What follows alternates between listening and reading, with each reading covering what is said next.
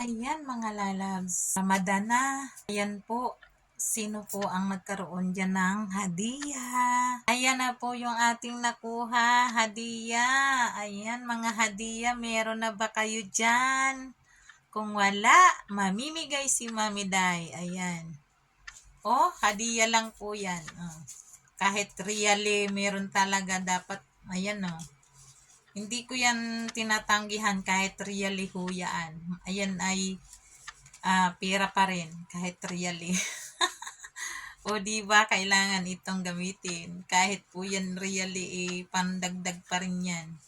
Malaking halaga na rin ho yan. Ang 100 kapag walang really ay hindi mo mabubuo, di ba mga lalabs? So ayan po yung aking nakuhang hadiah ngayon. Ayan. Kita naman ninyo. Sana po ang lahat ay may hadiah. Thank you for watching. Masaya kapag may hadiah, no?